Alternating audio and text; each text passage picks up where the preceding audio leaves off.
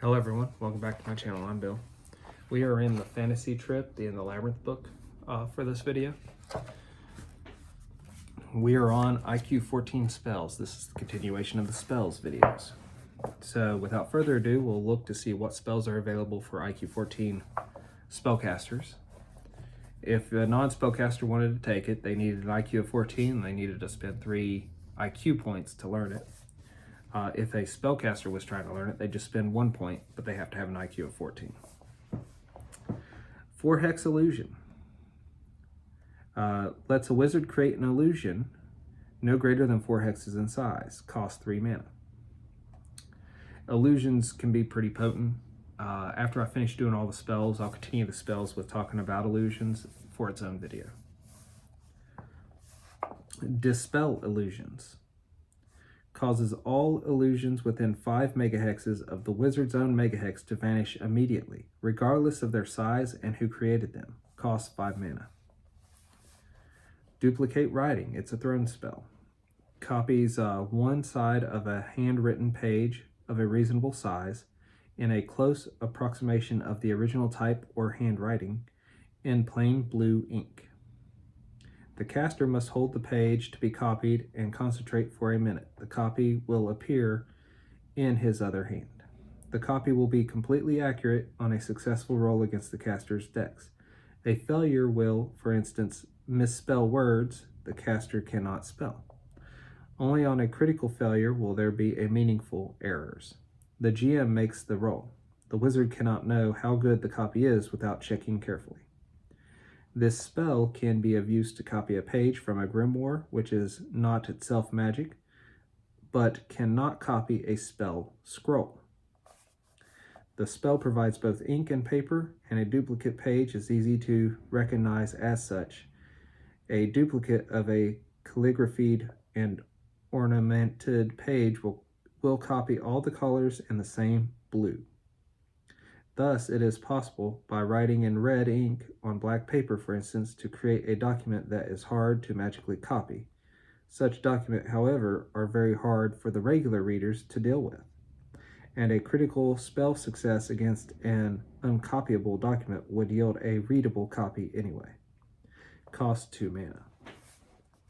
So that's pretty cool. So the spell grimoire is what most wizards want to get a hold of as you level up in the game. Think a wizard spell book that has spells that you don't necessarily know, since you know spells more like a sorcerer in this, where you just know them innately. The spell grimoire, as long as you have the book and you're not in a hurry, you can flip through to spells and cast those spells. So you could duplicate those, but a scroll is magical innately and tries to cast itself through whoever's trying to read it. And because of that, you can't make copies of it with duplicate writing. Explosive gem. This is always very fun. This is a spell for creating a simple kind of magic object. An explosive gem may be made to go off when disturbed at all, or to explode only when thrown, at the maker's pleasure. Its maker may handle it without danger. Explosive gems of 6 dice power or greater also put 1 die of damage on each figure in a hex adjacent to it in which they explode. This spell costs 5 mana for each die of damage the gem will do when it explodes. Maximum 8 dice damage. Unlike most magical items, a gem may be made instantly if the strength is available. One must begin with a gem worth at least 50 silver. Once a gem is rendered explosive, it cannot be enchanted again to make it stronger. If this is attempted, it will explode with the combined power of both spells. Ouch. The law of fives does not seem to apply to this item, where you can put 5 spells on an item. But I have lots of game experience where you could have a bag of exploding gems and now you have a bunch of ammo. Even if they only do 1 dice damage, you throw a handful of them at an enemy, that'll do massive amounts of damage. Fresh air. It is a thrown spell. The subject of this spell can breathe normally, regardless of where he may be. Entombed in rock, underwater, surrounded by noxious gas, etc. The spell magically brings him air from elsewhere. Mana costs 2 to cast, plus 1 per minute to maintain. Glamour. It's a thrown spell. This is a special sort of illusion. A glamour is cast over a living creature to make him appear as other than what he is. It is a magical disguise. A glamour does not give the disguised creature any of the abilities of his disguise and cannot make him appear to be more than twice his actual size. A glamour cannot be penetrated by disbelieving. It lasts until removed by a remove thrown spell, until the casting wizard wills it away, or until the englamored one dies. A creature with mage sight gets a 4-die roll against IQ once only to see through a glamour when it is first encountered. If successful, this removes the glamour, but only for him. Others will still see the illusion. Costs 10 mana to cast glamour. Lightning. It's a missile spell. Does 1 dice damage for each mana point the wizard puts into it. Maximum of 3 points per casting. So it could do 3d6 damage per casting if you put the maximum amount in. Can also destroy magic items. Remove thrown spell. This is a thrown spell. Negates the effects of any thrown type spell. Can be used to dissolve an enemy's spell or to eliminate a foe's own magical protection. Has no effect on spells other than thrown type. On most magic items or on spell shield. 2 mana to cast. Excuse me. Restore device. It's a thrown spell. This spell will fix broken springs, restore gear teeth, replace wires, and so on, bringing any mechanical device to the appearance of original condition, provided you start with all the pieces. If it worked when it was new, it will work after this spell. If it had design problems, the spell will not help at all.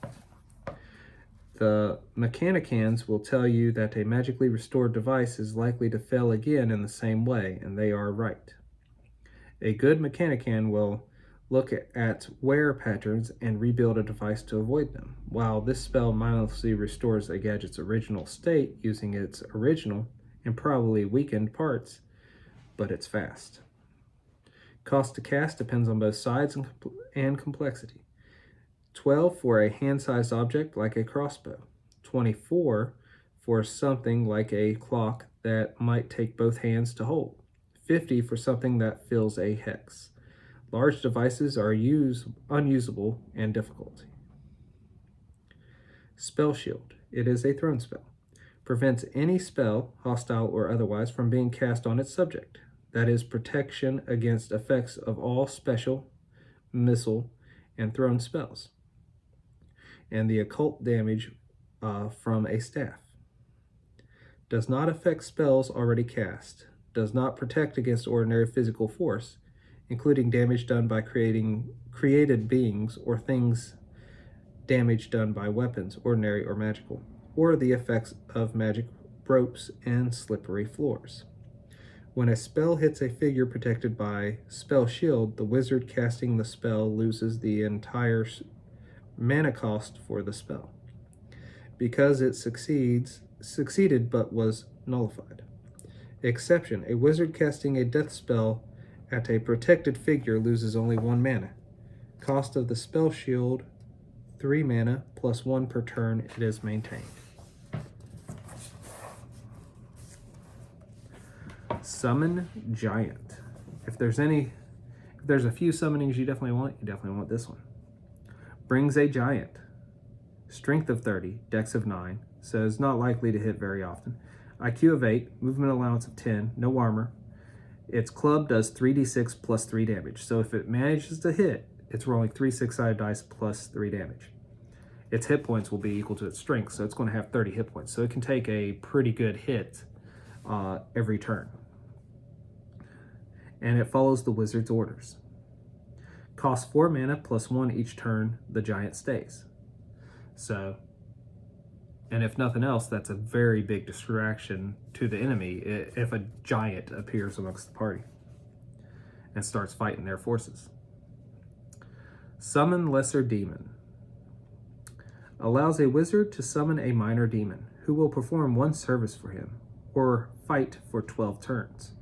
or truthfully answer one true or false question, or grant a lesser wish. Excuse me. The demon is one hex creature with a strength of 50, dex of 13, IQ of 9, and infinite movement allowance due to its ability to teleport itself. It may use any weapon. It does 2 dice damage in hand-to-hand. Its skin stops 3 points of damage per attack. It takes 5 undisturbed turns to complete the summoning, and if the wizard fails the dex roll at the end of the summoning, the demon will appear anyways and attack him. Mana cost to summon a lesser demon is 20. The summoning of a demon is more fully explained under Summon Demon and IQ 17 spell. So we'll see that when we make it to the IQ 17.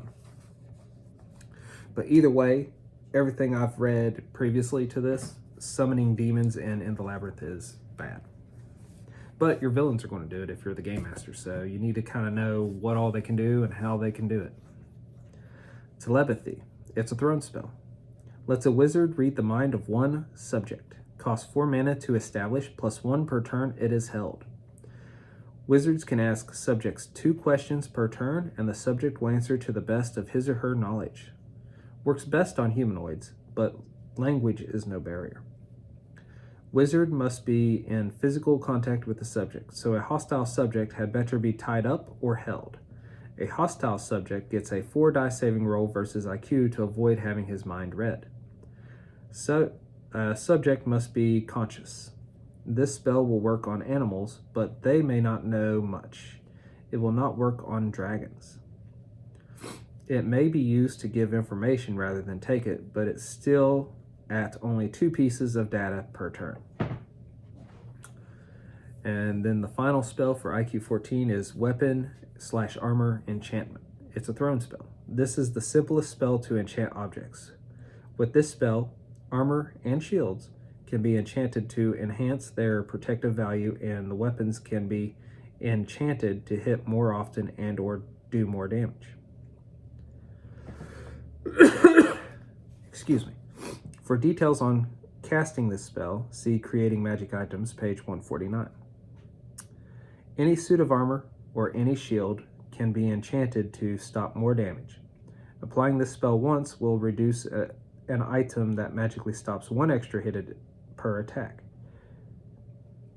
So using this spell once will produce an item that will magically stop 1 extra hit per attack. Repeat the application will let the item stop 2 hits per attack, and so on up into 5. Any weapon can be enchanted to do more damage or to hit more often, or both. Applying the spell once will give the weapon a +1 damage, or increase its user's dex by 1, whichever the maker specifies. Repeated applications can give the weapon with damage and dex bonus totaling up to 5, never more.